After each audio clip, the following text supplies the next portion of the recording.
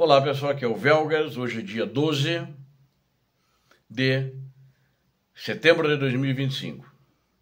Putin sem saída. A Rússia, sob a tutela chinesa, assusta os russos. A guerra na Ucrânia atinge russos, ou seja, o cidadão comum, atinge eles também, não como na Ucrânia, onde prédios são bombardeados, crianças, adolescentes, adultos, idosos são mortos, feridos, não assim. Não é um terrorismo, mas os resultados, o que está acontecendo na guerra, está, de fato, atingindo os russos. Nós vamos ver em detalhe esses dois itens, esses dois assuntos que eu enunciei aqui para vocês, mas primeiro eu quero pedir, você que não é inscrito, inscreva-se no canal, porque aqui você vê a verdade.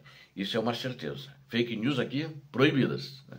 E também quero pedir a todos que assistem, deem um like, é muito importante, fortalece o canal assim perante o algoritmo do YouTube e também compartilhem para o maior número de pessoas que vocês puderem, se puderem para 10, para quantos vocês puderem, para 20, para 100, etc. Né? E é porque também faz com que mais pessoas assistam. E também essas pessoas assistindo, elas têm a tendência de se inscrever. E também recomendem quando vocês mandarem. Isso é muito importante, vocês conhecem as pessoas e elas confiam em vocês, vai dar uma força maior para eles assistirem o vídeo. E quem sabe se inscreverem. Conto com vocês. Muito obrigado. Bom, eu acredito que essa aventura na China agora virou uma aventura, né? Quando Putin, em fevereiro de 2022, tinha as Olimpíadas de Inverno lá na China, Putin foi para lá, ele na realidade foi lá comunicar ao Xi Jinping que ele ia invadir a Ucrânia. E o Xi Jinping deve ter dado o consentimento para ele, ok, tá, ficou olhando, pode invadir. E ele deve ter falado que em um mês ele ganharia essa guerra, eu dominaria toda a Ucrânia, etc. É assim, vai, né? E só que não esperava, que não deu certo, e depois ele tem que estar comprando, ajudando a Rússia. Agora ajuda também com drones, né? Não com armamento sofisticado, mas o peão dele ali na região, que é a Coreia do Norte, está ajudando com artilharia, com mísseis, etc. Né? Só que notou-se agora que a Rússia está desmoronando economicamente, toda ela. E ele não tem aliados pelo mundo. E o único aliado dele é a China, e a Coreia, e o Irã. E o único que tem dinheiro que pode ajudá-lo, mas não para ajudá-lo no sentido de conseguir, eu acredito, não vai querer amarrar o burro dele lá para reconstruir, deixar uma Rússia forte, que não interessa para a China que a Rússia seja forte. A Rússia está de olho nas terras que foram tomadas há tempos atrás da China e que a Rússia hoje controla, que por causa disso que ela tem o posto de Vladivostok, lá o porto, lá no Extremo Oriente. Notem que nos mapas na China, se vocês forem, Vladivostok, eu não me lembro o nome, mas eles não chamam de Vladivostok, eles chamam ainda o nome original que era quando era China lá. Então, eles pretendem ter isso de volta, mas é melhor desgastar e depois isso vem naturalmente para cá. Só que as elites russas não querem cair sob o controle de Pequim, por isso dá uma denotação, denota que a China vai controlar. E de fato, como eu fiz num outro vídeo, a Rússia se tornou já uma colônia de Pequim, da China. Ao contrário de Putin, né, as elites russas, elas pensam mais ou menos racionalmente, né? Não estão obcecadas pela Ucrânia ou pela ilusão de uma URSS 2.0, 3.0, 5.0, não. Isso é sem sentido, mesmo que essas elites, eles conviviam no exterior, não só fazendo negócios, mas os filhos deles estudavam nos Estados Unidos da América, estudavam na Europa, como a Alemanha, na França, estudavam na Bélgica, na Inglaterra, inclusive, né? Uma grande parte dos oligarcas, inclusive, tinha mansões lá na Inglaterra, os filhos estudavam nas melhores faculdades inglesas e hoje foi tudo sancionado. E eles não podem mais estudar lá. Eles voltaram todos para a Rússia, nas escolas russas. E a elite não entende, simplesmente não entende por que jogar esse jogo chinês amargo, quando todos os ganhos acabarão nas mãos dos governantes de Pequim. Eu tenho um escritor e filósofo ucraniano, Volodymyr Yeshkilev, que conhece bem a Rússia, fala sobre a Rússia, é um especialista também. Ele disse que as elites não querem acabar como uma nova Coreia do Norte, o que eu fecho com eles sobre isso, sendo construída rapidamente por veteranos da KGB. É a KGB que está fazendo isso, é a KGB que está apoiando o Putin nessa nova aliança das duas, da Rússia com a China. É claro que essas elites não são capazes de se opor sistematicamente aos clãs do serviço de segurança, porque o serviço de segurança na Rússia eles matam, eles torturam e matam, muitas vezes nem torturam, matam já de cara, como vocês viram na realidade que aconteceu agora durante a guerra. E eles não têm intenção de fazer política, a elite não quer fazer política, ela quer trabalhar, ela quer ganhar dinheiro como em qualquer lugar. E ela já se acostumou fora do regime soviético que o Putin quer fazer voltar. Mas, no entanto, elas estão prontas para simplesmente trair se for o caso. No momento crítico, abandonariam o aparato pós-Putin com todas as suas posturas e dogmas. Tudo o que é necessário é um forte empurrão, um chute decisivo para eles. É uma transferência de poder se começar na Rússia durante uma guerra inacabada e exaustiva. Inaugurará uma era não de meros solavancos, mas de terremotos. Os chineses entendem isso de forma mais precisa e profunda do que os ocidentais, porque sua experiência de civilização é mais profunda, é milenar também. Pelo menos as dinastias, a China tem 2, 3, talvez até 5 mil anos, né? Ela é muito profunda e é próxima das realidades, vamos chamar assim, pantanosas. Há muito tempo eles calculam o ano do cavalo, né? Isso é verdade, eles calculam muito pelo zodíaco deles. Eles são ateus na maioria, os dirigentes chineses são ateus, inclusive no Wikipédia o Xi Jinping, a religião tem lá, ateu, né? Não tem religião, ele é ateísta, né? E eles calculam pelo zodíaco chinês. E o ano cavalo é o ano que vem, de 2026. E os chineses acreditam que vai ser crucial para um intermundo em transformação da grande estepe, já privado da bênção. Eles também sabem que qualquer que seja o nome do Tsar em Moscou, ele segue a antiga regra dos mongóis, que eles acreditam, né?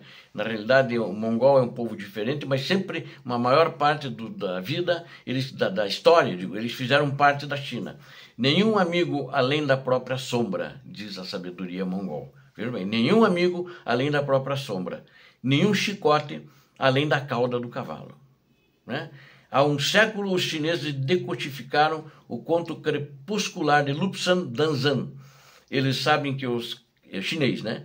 Eles sabem que os cavalos de fogo do 26º ano, próximo ano, já estão pastando na grama dos encontros, sabendo das coisas que nenhum Bloomberg, nenhum Wall Street Journal, nenhum The Guardian, nenhum The Telegraph, nenhum The Economist ou New York Times, ele calcularam isso, né? Mas os chineses estão calculando por isso.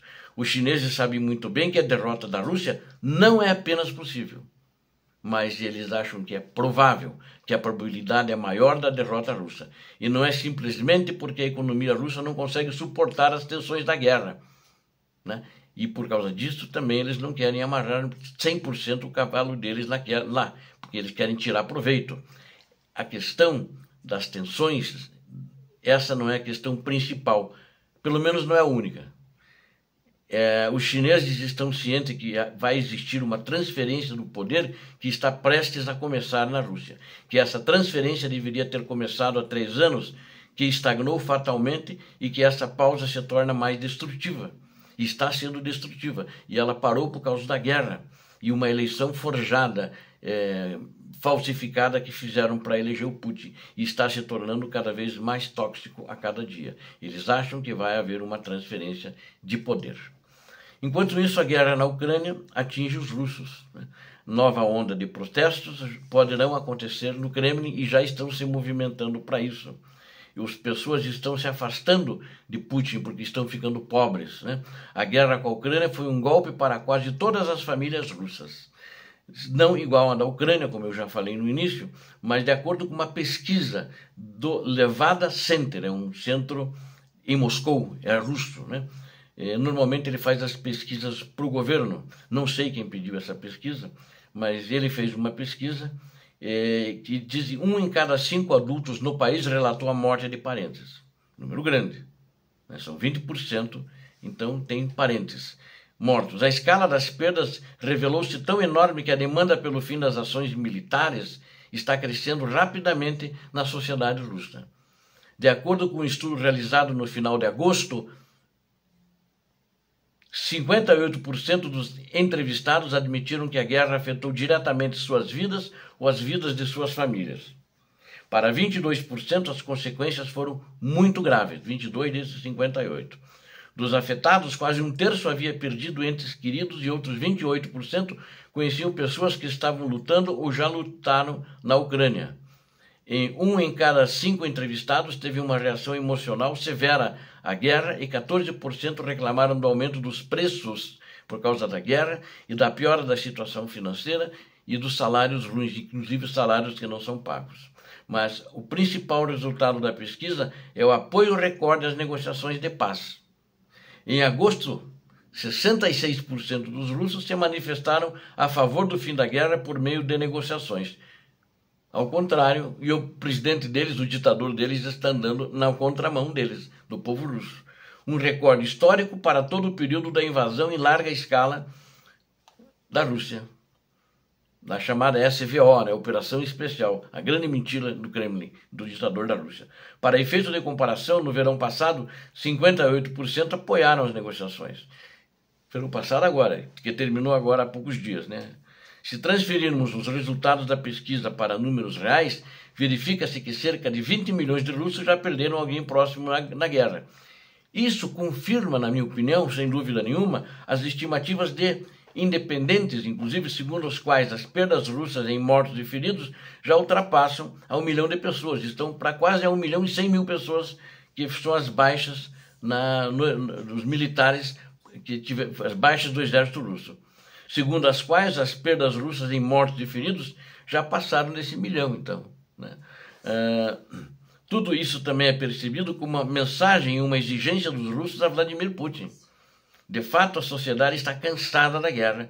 De fato, a sociedade está cansada da guerra e a propaganda continua prometendo vitórias que nunca vêm. Mas o povo já sabe que é mentira. Mas os russos cada vez mais enxergam o preço a pagar, a vida dos parentes e amigos que se foram.